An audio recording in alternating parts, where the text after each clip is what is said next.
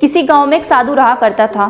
वह जब भी नाचता था तभी बारिश होती थी, इसलिए गांव के लोगों को जब भी बारिश की जरूरत होती तब यह लोग उस साधु के पास जाते और उनसे अनुरोध करते कि वह नाचे, और वह जब नाचने लगते तो बारिश जरूर होती थी। कुछ दिनों बाद 4 लड़के शहर से गाँव में घूमने आए। जब उन्हें बात पता चली कि साधु के नाचने से बारिश होती तो उन्हें यकीन नहीं हुआ। शहरी पढ़ाई लिखाई के घमंड में उन्होंने गाँव वालों को चुनौती दे दी कि अगर हम भी नाचेंगे तो बारिश होगी, और अगर हमारे नाचने से बारिश नहीं हुई तो साधु के नाचने से भी बारिश नहीं होगी। अगले दिन सुबह सुबह गांव वाले उन चारों लड़कों को साधु की कुटिया के पास लेकर पहुंचे। गांव वालों ने साधु को सारी बात बताई। फिर उन लड़कों ने नाचना शुरू किया। पहले लड़के ने नाचना शुरू किया, आधा घंटा बीत गया। फिर पहला लड़का थक कर बैठ गया पर बादल नहीं दिखे। कुछ देर बाद दूसरे लड़के ने नाचना शुरू किया और 1 घंटा बीत गया, वह भी थक कर बैठ गया।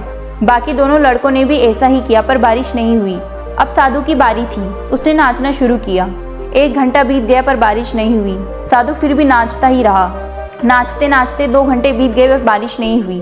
4 घंटे बीत गए पर बारिश नहीं हुई, लेकिन साधु तो रुकने का नाम ही नहीं ले रहा था। धीरे धीरे शाम ढलने लगी, तभी बादलों की गड़गड़ाहट सुनाई देने लगी और थोड़ी देर बाद जोरों की बारिश होने लगी। यह देखकर चारों लड़के दंग रह गए और तुरंत साधु से क्षमा मांगी। फिर चारों लड़कों ने साधु से पूछा, बाबा भला ऐसा क्यों है कि हमारे नाचने से बारिश नहीं हुई और आपके नाचने से बारिश हो गई?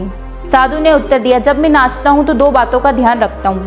पहली बात तो मैं ये सोचता हूँ कि अगर मैं नाचूंगा तो बारिश को होना ही पड़ेगा, और दूसरी बात यह कि मैं तब तक नाचूंगा जब तक कि बारिश ना हो जाए। सफलता पाने वाले व्यक्ति में यही गुण विद्यमान होता है। वह जिस काम को करते हैं उन्हें उसमें सफल होने का भरोसा होता है, और वह तब तक उस काम को करते हैं जब तक कि उसमें सफल ना हो जाए। इसलिए अगर हमें सफलता प्राप्त करनी है तो हमें इस साधु की तरह अपने लक्ष्य को प्राप्त करना होगा।